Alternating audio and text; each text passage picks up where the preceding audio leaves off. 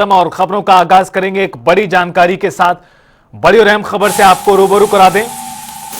बिहार के सियासी रण में मुख्यमंत्री पुष्कर सिंह धामी ने चुनाव प्रचार किया है। मोतिहारी के कल्याणपुर में एनडीए समर्थन में रैली की है और इस दौरान उन्होंने राहुल गांधी को अपने निशाने पर लिया। देश सभ्यता, संस्कार और संस्कृति से चलता है और तीनों ही ये चीजें राहुल गांधी में मौजूद नहीं है, मुख्यमंत्री बोले। मुख्यमंत्री धामी का राहुल गांधी पर तुष्टीकरण की राजनीति का भी आरोप।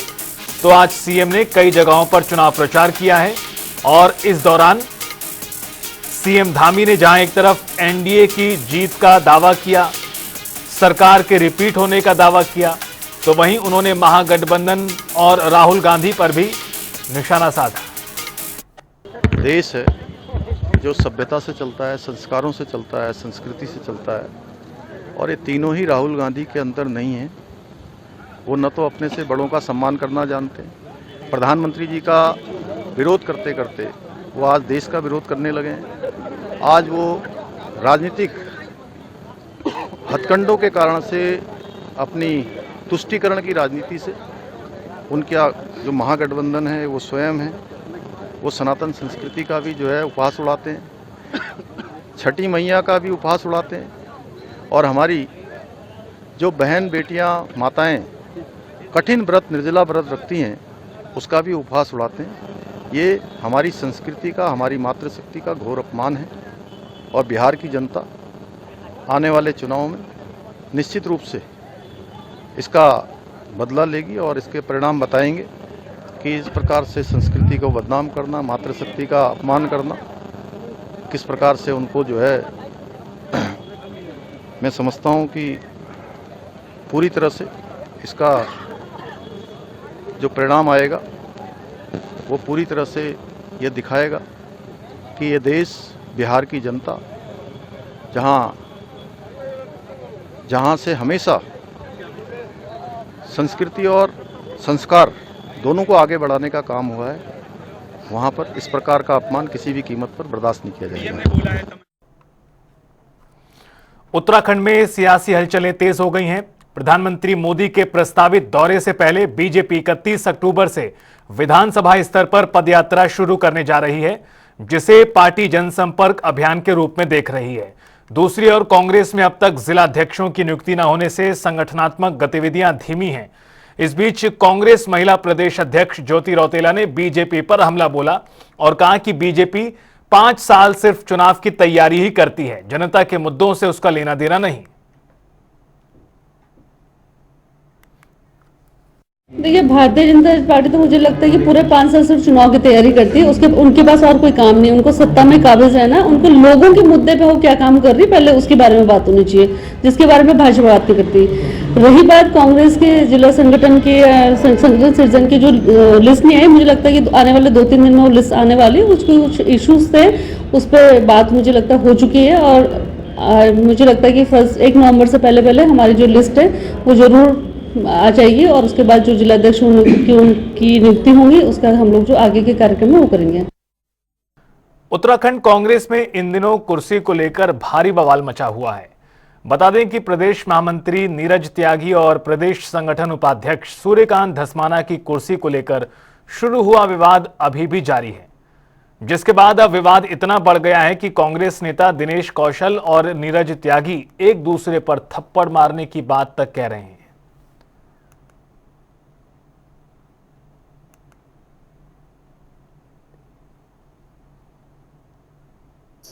एक राजनीतिक पार्टी से ज्यादा विचारधारा है न्याय, समानता, धर्मनिरपेक्षता और आपसी भाईचारा, और न्याय भी सभी के लिए, समानता की बात हर किसी के लिए, ना कोई ऊंचा है, कोई ना नीचा है, ना कोई बड़े पद पे है, ना कोई छोटे पद पे है। धर्मनिरपेक्षता यानी कि सभी को अपने धर्म के अनुसार इबादत, पूजा और प्रार्थना करने का अधिकार है, और आपसी भाईचारा हम सब में होना चाहिए।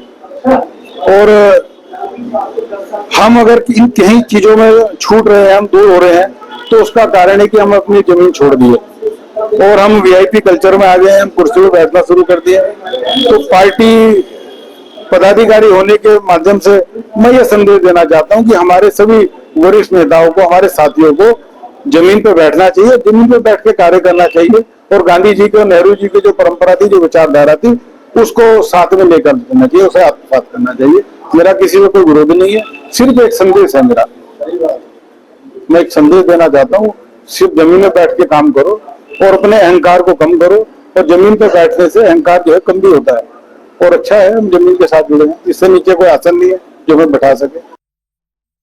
ये कह रहे ऐसा है, ये हमारे प्रदेश उपाध्यक्ष संगठन और प्रशासक उनकी कुर्सी में बैठ गए थे। मैंने सिर्फ इतना बोला कि कुर्सी में बैठना गलत है उनकी, तो ये बड़े गुस्से में थे और बड़े उसमें ताव में थे। उसके बाद ये कहने लगे कि तुमने कैसे बोला। मैंने कहा मैंने तो एक वो बोला, मैंने आपको उठने के लिए भी नहीं बोला कि आप उठो ना उठो, वो आपकी मर्जी है। मैंने तो एक अपना सुझाव रखा और आपके बात रख दी। उसके बाद ये फिर मुझे कहने लगे कि छोटा भाई है, थप्पड़ मार दूंगा, कान पकड़ूंगा आपके। तो मैंने कहा भाई छोटा बड़ा तो अभी निर्णय नहीं हुआ, तुमने उम्र ही नहीं बता रखी मुझे अपनी मेरी उम्र कितनी है और तुम्हारी उम्र कितनी है। मैंने कहा वो तो अभी पता नहीं है, हो सकता है तुम छोटे भाई हो तो मैं तुम्हारी कान पकड़ के मैं मार दूंगा। तो ये इतनी बात हुई है। फिर गुस्से में थे ये, पता नहीं कह रहे थे मेरी कुर्सी नहीं है, मुझे ये नहीं है। इनका गुस्सा कुछ और था, ये मेरे पे निकाल रहे थे। तो मैंने तो उन्हें सिर्फ एक बात करी जैसे एक तरीके से बात होती है। ये पॉलिटिकल स्टंट है क्या? मुझे तो ऐसी लगता है ये कुर्सी की बात कर रहे हैं कि जी मुझे कुर्सी नहीं मिल रही। अब ये तो भैया अध्यक्ष जी जाने कुर्सी इन्हें दे या ना दे या ऑफिस दे, ये तो अध्यक्ष जी का वो है, मेरा तो कोई मामला ही नहीं। मुझे तो खामखा घसीटा जा रहा है इसमें। कैबिनेट मंत्री गणेश जोशी ने धामी सरकार के मंत्रिमंडल विस्तार को लेकर एक टिप्पणी की है। बता दें कि राज्य स्थापना दिवस कार्यक्रम के दौरान जब पत्रकारों ने उनसे कैबिनेट विस्तार पर सवाल किया तो पहले तो वो बचते नजर आए, लेकिन दोबारा पूछे जाने पर मुस्कुराए और कहा कि कम मंत्रियों के कारण कुछ खाली सा लगता है। पड़ोस में पड़ोसी नहीं होगा तो खाली ही लगेगा। हालांकि मंत्रिमंडल विस्तार कब होगा, इस सवाल को उन्होंने मुख्यमंत्री पर टालते हुए कहा, छोटे व्यक्ति से बड़ा सवाल कर दिया।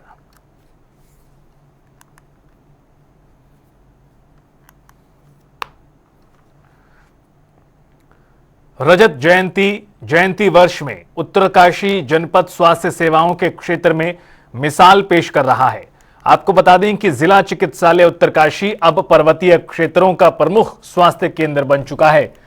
अस्पताल में advance ventilator, CT scan, ECG dialysis और 24/7 ऑक्सीजन प्लांट जैसी सुविधाएं हैं, जिसको लेकर आयुष्मान भारत योजना के तहत 86% मरीजों को निःशुल्क इलाज मिल रहा है। वहीं महिला अस्पताल और सीएचसी केंद्रों के सुदृढ़ीकरण से मातृ एवं शिशु स्वास्थ्य सेवाओं और सुलभ हुई हैं। वर्तमान में हमारे जिला अस्पताल में ऑक्सीजन प्लांट 24/7 संचालित है। साथ में हमारा आईसीयू जो है 10 बेड का बराबर चलता है। हमारे जिला अस्पताल में जो है कार्डियक केयर यूनिट भी 5 बेड का संचालित है। साथ में हमारे 6 बेड का जो है डायलिसिस यूनिट है, जिसमें काफ़ी लोगों को जो है राहत मिल रही है। एक साथ साथ हमारे यहाँ जो है सीटी स्कैन मशीन जो है कार्य करती है, डिजिटल एक्सरे मशीन है, अल्ट्रासाउंड जो है हमारे यहाँ होते हैं। साथ में जो है अब जो है 50 बेड का जो है क्रिटिकल केयर ब्लॉक का निर्माण हो रहा है, जिससे कि जो है जनमानस को काफ़ी लाभ मिलेगा। इस साथ साथ जो है जब यमुना बिजली की हम बात करें, पुरला में भी जो है हमारे यहाँ जो है उप जिला चिकित्सालय का निर्माण किया जा रहा है, जिससे जो है अब वर्तमान में वहाँ पे जो है हमारे पास 5 जो है विशेषज्ञ डॉक्टर तैनात हैं, जिससे जो है वहाँ की जनता को काफ़ी लाभ मिल रहा है। साथ साथ ही जो है जांच टीम पहले जो है हमारी बिल्डिंग अपनी नीति, वर्तमान में हमारे पास जो है अच्छी बिल्डिंग बन गई है, ट्रांजिट हॉस्टल बन गया, जिससे जो हमारे स्टाफ को भी और जो हमारे यात्री आते हैं और वहाँ की जो लोग हैं उनको काफ़ी लाभ मिल रहा है।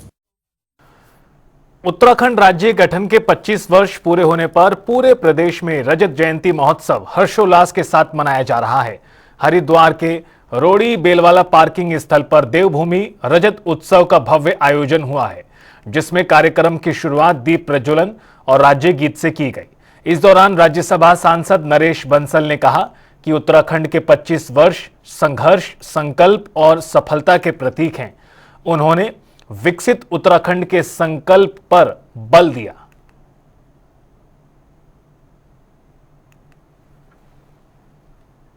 कार्यकाल हमारी सभी सरकारों का कार्यकाल बहुत उत्तम है। निरंतर हम प्रगति पर बढ़े हैं। पहले की सरकार ने जहां छोड़ा, त्रिवेंद्र रावत की सरकार ने, वो बैटन संभाली पुष्कर सिंह धामी जी ने और कामों को आगे बढ़ाया।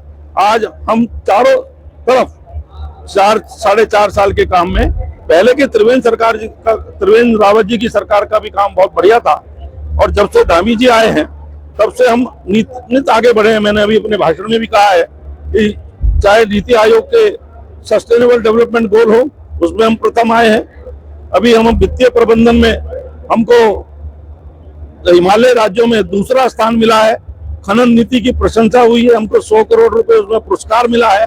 तो इस प्रकार से हर क्षेत्र में हम आगे बढ़ रहे हैं 4 सालों में भी, और 25 सालों में जो सरकारें आई हैं उन सबका मैं कहता हूं कि एक सिंहावलोकन होना चाहिए, और शायद 2 दिन का जो विशेष सत्र होगा उसमें पक्ष और विपक्ष मिलकर जहां 25 वर्षों के कार्यकाल का सिंहावलोकन करेंगे हर सरकार का, वहां आगे का भी एक अच्छा रोड मैप बनाएंगे। हमेशा रहती है, चुनौती हमारी आज भी है।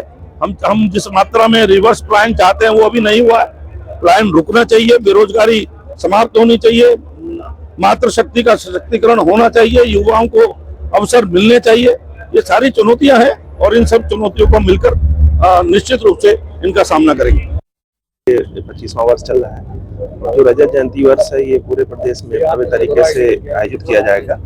माननीय मुख्यमंत्री जी द्वारा निर्णय लिया गया कि रजत जयंती का जो कार्यक्रम है हर जिले में हर महीने हम लोग आयोजित करेंगे। उसी श्रृंखला में आज इसकी शुरुआत हरिद्वार से हुई, और इसमें हम लोग राज्य सरकार की जो नीतियां हैं, अलग अलग जो समूह है, चाहे हमारी मातृशक्ति हो, युवा हो, हमारे छात्र हैं, सभी वर्गों को, सभी समूह के लोगों को इसे जोड़ने का प्रयास किया गया है, और राज्य सरकार की उपलब्धियों और नीतियों को डिस्प्ले के माध्यम से प्रदर्शित किया गया है। 21 के दिन 20 की कार्यक्रम की शुरुआत माननीय मुख्यमंत्री जी आवास होगी, और 9 नवंबर को माननीय प्रधानमंत्री जी का आगमन भी प्रस्तावित है, उसका भी अलग से कार्यक्रम आयोजित होगा। लेकिन जो हरिद्वार में आज कार्यक्रम किया गया है वो 13 जिलों में वो आयोजित किया जाएगा हर महीने। राज्य के 25 वर्ष पूरे होने के अवसर पर प्रदेश बीजेपी महामंत्री दीप्ति रावत भारद्वाज ने कहा कि बीजेपी सरकार ने शुरुआत से ही महिलाओं के सशक्तिकरण पर जोर दिया है। उन्होंने बताया कि पार्टी ने महिला, किसान, गरीब और युवाओं के कल्याण पर केंद्रित होकर काम किया, जिनसे महिलाएं आत्मनिर्भर और सशक्त बनी। उन्होंने कहा कि बीजेपी ने न केवल आर्थिक बल्कि सामाजिक रूप से भी महिलाओं की स्थिति में सुधार किया है।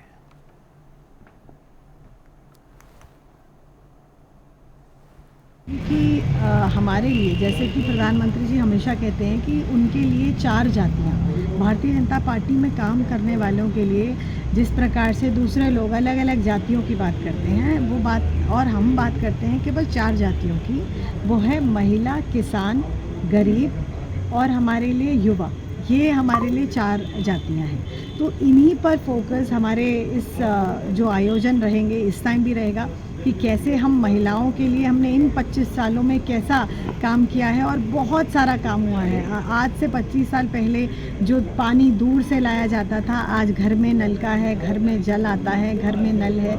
ऐसे ही दूर से जब पहाड़ जंगल से लकड़ी लाई जाती थी, घर में चूल्हे में जलाई जाती थी, आज महिला के पास गैस है, गैस का कनेक्शन है, वो अपने गैस पे, चूल्हे पे नहीं और गैस पे खाना बनाती है। ऐसे ही शौचालय के लिए उसको दूर कहीं जाना पड़ता था, या सुबह और या रात का इंतज़ार करना पड़ता था, आज वो ख़त्म होके उसके घर पे शौचालय है। तो ये सारी, इसके अलावा अनगिनत मैं कहूँगी, चाहे उसे स्वावलंबी बनाने की बात की गई हो, या उसके पास अपने भी अकाउंट में उसका खाता खोला के जरिए, तो ये सारी सुविधाएं आज महिलाओं को मिली हैं, और महिला आज अपने आप को बहुत सशक्त महसूस करती है। जब से हमने उत्तराखंड बना है, और जब से खास तौर पर ये सारी योजनाएं जिनका मैंने आपको बात कही है, वो भी प्रधानमंत्री जी के रहने के होने के बाद ही 2014 के बाद की ये योजनाएं हैं। तो मैं आपसे कहूँगी कि उसके बाद उनकी जो एक सोशल सिक्योरिटी है, उनका जो सामाजिक स्थान है, उसमें काफ़ी सुधार और बहुत को महसूस करती हैं महिलाएं।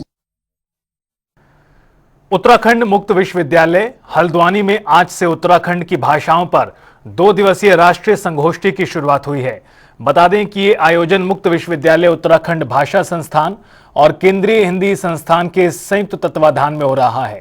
संगोष्ठी में विशेषज्ञों ने कुमाऊनी, गढ़वाली के साथ साथ राजी, नेपाली, बंगाणी और जौनसारी जैसी भाषाओं पर विस्तार से चर्चा की। और इसके बाद कुलपति नवीन लोहानी ने भाषाओं के संरक्षण और विस्तार पर बल दिया, जबकि मेयर गजराज बिष्ट ने नगर निगम की ओर से पुस्तकालय खोले जाने की घोषणा की भाषाओं पर हम लोग केंद्रित ये सेमिनार कर रहे हैं। विशेष विचार यही है कि चूँकि उत्तराखंड मुक्त विश्वविद्यालय अध्ययन अध्यापन के हिस्से में जिन क्षेत्रों के लिए काम कर रहा है, उनकी जो प्रमुख बोली भाषाएं हैं, उनमें हम लोग भविष्य में अपने पाठ्यक्रम को ला सकें या उन नागरिकों तक पहुंच सकें जिनको इस विषय विशेष को जानना है और उनकी भाषाओं में पहुंच सकें। विशेष लाभ ये हुआ इस गोष्ठी का कि हम लोगों ने यहाँ पुस्तक मेला भी लगाया। इसके साथ हमारा कल विश्वविद्यालय स्थापना दिवस का भी कार्यक्रम है। तो एक तरह से 9 नवंबर को जो राज्य स्थापना दिवस है, उसकी शुरुआत के तौर पर इसको समझ सकते हैं। मुख्य विषय आज जो हमारे विशेषज्ञों ने अभी तक बताया और जो समझ है कि उत्तराखंड की प्रमुख भाषाओं को केंद्रित करके हमें दूरस्थ शिक्षा के अध्यापन मोड को नए तरह से भी ऑनलाइन और प्रौद्योगिकी से जोड़ना चाहिए, ताकि गाँव में अंतिम लोगों तक भी हमारे पाठ्यक्रम पहुँचें। इस क्रम में ये शुरुआत हो गई है कि गढ़वाली, कुमाऊनी, नेपाली में हमारे जो अभी तक के विषय केवल क्रेडिट कोर्सेज की तरह हैं, वो मुख्य पाठ्यक्रम की तरह आएंगे और उनमें हम लोग जिस तरह से कुमाऊं विश्वविद्यालय में और अल्मोड़ा में या गढ़वाल विश्वविद्यालय में स्नातक और स्नातकोत्तर स्तर के पाठ्यक्रम बोली भाषाओं के हैं, उन तक हम भी पहुँचेंगे। मैं आज ओपन यूनिवर्सिटी में आया हुआ हूँ और आज मुझे जानकर बहुत खुशी हुई है कि 2005 में जो स्थापित हुई ओपन यूनिवर्सिटी केवल 2 कमरों में, और आज यहाँ के कुलपति जी ने मुझे बताया कि लगभग अंतर्राष्ट्रीय स्तर पर इसकी पहचान हो गई और 60 देशों के लगभग 206 विद्यार्थी भी इस ओपन यूनिवर्सिटी से शिक्षा ले रहे हैं। तो मैं पहले तो सरकार को भी और कुलपति जी को भी बधाई देता हूँ कि उन्होंने इसको केवल हल्द्वानी नगर निगम में नहीं, इसको अंतर्राष्ट्रीय स्तर पर पहुँचा है। पुस्तक मेला उन्होंने यहाँ पर लाया और अभी मेरी कई छात्र छात्राओं से बातचीत हुई है, वो सभी इन पुस्तकों को देख रहे हैं। पुस्तकें वैसे भी पुराना समय और वर्तमान समय और भविष्य तीनों का दर्पण होती हैं। तो मैं विद्यार्थियों से भी निवेदन करूंगा कि पुस्तक मेला जो ओपन यूनिवर्सिटी ने लगाया हुआ है, तो निश्चित रूप से इस मूल्य में आएँ और अपने पसंद की जो भी उनकी किताबें, उनको किताबों को चूज करके यहाँ से ले जाएँ। धन्यवाद। दून मेडिकल कॉलेज अस्पताल में इन दिनों ओपीडी पर भारी दबाव देखने को मिल रहा है। रोजाना करीब 3000 मरीज इलाज के लिए पहुंच रहे हैं। वहीं चिकित्सा अधीक्षक के अनुसार सस्ती स्वास्थ्य सेवाएं और आयुष्मान योजना के तहत मुफ्त इलाज इसका बड़ा कारण है। भीड़ को नियंत्रित करने के लिए अस्पताल प्रशासन ने हर विभाग में 2 ओपीडी शुरू की हैं और हर फ्लोर पर रजिस्ट्रेशन काउंटर भी खोले गए हैं। साथ ही ऑनलाइन रजिस्ट्रेशन की सुविधा भी शुरू की गई है। मरीजों की संख्या अधिक है, लेकिन सुविधाओं में कमी नहीं आने दी जाएगी।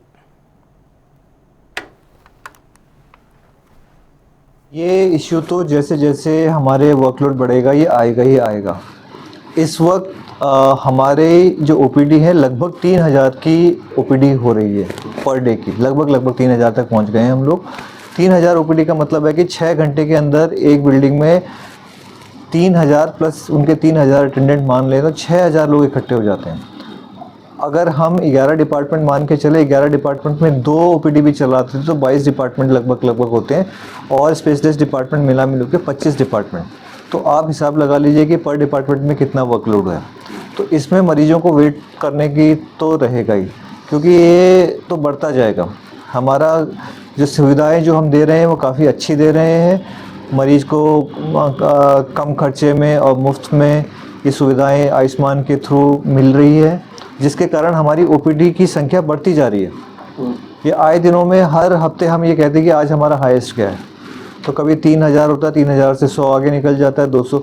तो ये वेटिंग पीरियड भी हमारा बढ़ता जाएगा। पर हमने इसमें कुछ काम किए हुए हैं। एक तो नंबर ऑफ़ ओपीडीज़ हम बढ़ाते हैं, हर यूनिट एक डिपार्टमेंट की एक के बदले 2 ओपीडी बैठाने लग गए, पर स्टिल भीड़ है। रजिस्ट्रेशन काउंटर में सबसे ज़्यादा दिक्कत आती है। रजिस्ट्रेशन एक ही जगह पे होता था, अब हमने हर फ्लोर में रजिस्ट्रेशन काउंटर खोल दिया है। ग्राउंड फ्लोर में तो पहले से ही था, फर्स्ट फ्लोर में भी खोल दिया, थर्ड फ्लोर में भी खोल दिया। इसके अलावा ऑनलाइन रजिस्ट्रेशन भी स्टार्ट कर दिया। अब आईडी के थ्रू जो कर सकते हैं वो कर ले, ताकि भीड़ कम हो। बट बेसलाइन भीड़ रहेगी, क्योंकि वर्कलोड, पेशेंट लोड दून में इतना ज़्यादा है कि वो पेशेंट रहेंगे ही रहेंगे उसमें। दून विश्वविद्यालय के प्रौद्योगिकी विद्यालय में उत्तराखंड राज्य स्थापना दिवस पर 2 दिवसीय एआई और कोडिंग हैकाथन 2025 का शुभारंभ हुआ।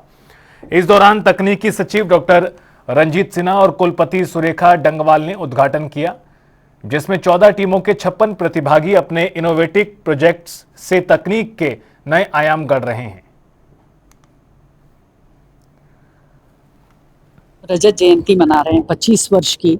इस यात्रा को बच्चे सेलिब्रेट करें, हर युवा ये महसूस करें कि वो इसको सेलिब्रेट कर रहा है और उत्तराखंड का जो वे फॉरवर्ड है, आगे जो भविष्य की रीति नीति है, उस पर अपने को जोड़ सके। इसलिए दून विश्वविद्यालय ने तय किया कि जो उच्च शिक्षा के द्वारा एक कराया जा रहा है, हर विश्वविद्यालय में कुछ ना कुछ 11 ऐसे इवेंट हैं और 2 ये हमने तकनीकी शिक्षा के इवेंट भी दून विश्वविद्यालय की टीम को हम इसमें भेजना चाह रहे हैं, जिसमें एआई, कोडिंग, साइबर सिक्योरिटी, और आपने देखा बच्चे सुबह 7 बजे से लगे हैं और ये पूरा कल शाम देर शाम को हम 8-9 बजे से ख़त्म करेंगे। तो ये एक हैकाथॉन यहाँ पर आयोजित किया गया। जो हमारे सेक्रेटरी हैं डॉक्टर रंजीत सिन्हा जी, उनको जब मैंने बताया तो उन्होंने कहा कि वो आके बच्चों से बात करना चाह रहे हैं कि उनके क्या नए आइडियाज़ हैं, और ये टीम अब स्टेट लेवल पे जाएगी और स्टेट लेवल पे इसका प्रदर्शन होगा। मुझे उम्मीद है बच्चों के बहुत अच्छे आइडियाज़ थे और डॉक्टर रंजीत कुमार सिन्हा ने भी सबको मोटिवेट किया और उनके आइडियाज़ को अप्रिशिएट किया। दिवस जो हमारी रजत जयंती स्थापना दिवस है, इस उपलक्ष्य में हम लोग कोडिंग हैकाथॉन कर रहे हैं पूरे स्टेट लेवल में।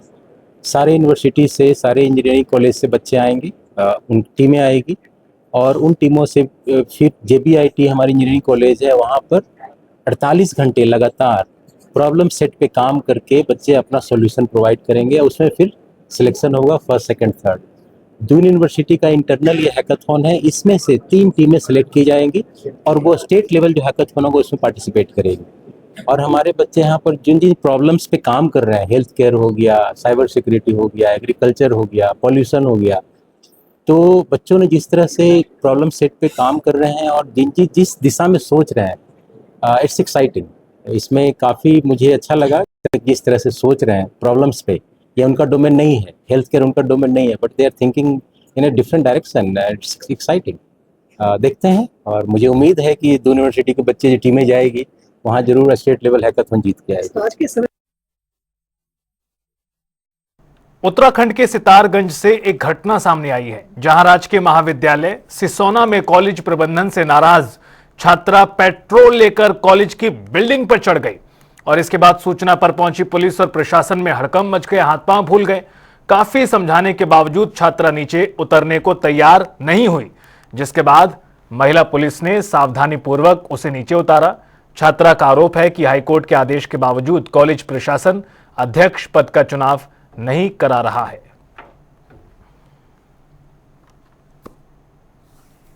मामला था, आप छत पे क्यों चढ़ी थी, क्या मांग है आपकी? मेरी मांग है कि हाई कोर्ट के द्वारा जो नोटिस आ गया है, ऑर्डर दे गए हैं, तो उसमें मैम कार्रवाई नहीं कर रही है। हम कल गए उनके पास कि मैम की आप कार्रवाई क्या, बस यही कह रही कि कर दूंगी, और किसी भी प्रकार की हमारी ना बात सुननी है ना हमें जानने दे रही वहाँ पे। हाई कोर्ट के द्वारा वहाँ से ऑर्डर आ गया है कि इसमें कार्रवाई की जाए। चुनाव को जिसे लेकर मेरा पर्चा खारिज किया गया है, उसमें कहा गया था पर प्रिंसिपल मैम ना कार्रवाई कर रही है, ना कुछ जाते हैं उनके पास और सिर्फ साफ मना कर देती कि ठीक है कर रही, पर कोई भी एक्शन नहीं ले रही है। इस कल गए उन्होंने साफ मना कर दिया कि मैं कर रही हूँ, पर कोई भी जवाब नहीं दे रही। नोटिस कह रही तुम्हारे घर आएगा, ऐसा कह रही, पर ऐसा कोई है नहीं इसके द्वारा कि मैम हमारी बात सुनने को राजी नहीं हो रही है। तो मुझे यही एक्शन ले रहे कि मैम हमारे, कल मैंने मैम से बोला था कि मैम क्या बोलते हैं आप जवाब दे, उन्होंने मुझे साफ मना कर दिया। मेरे पास कोई ऑप्शन नहीं है कि मैम मुझे कोई ना जवाब दे रही है ना मेरी सुननी है, वो चाह पता नहीं क्या रही है। वो मतलब वो जानना चाह रही थी कि क्या प्रक्रिया चल रही है, और हमारी प्रक्रिया चल रही है, हम विधिक राय ले रहे हैं। विधिक राय आने के बाद हम इनकी सुनवाई का काम शुरू किया जाएगा और इनको विधिक राय वाला जो हम लेटर देंगे वो भी हम इनको बताएं कि हम विधिक राय ले रहे हैं, दोनों पक्ष को बताएं। क्या मांग थी छात्रा की? छात्र संघ चुनाव को लेकर कोई मांग थी? नहीं।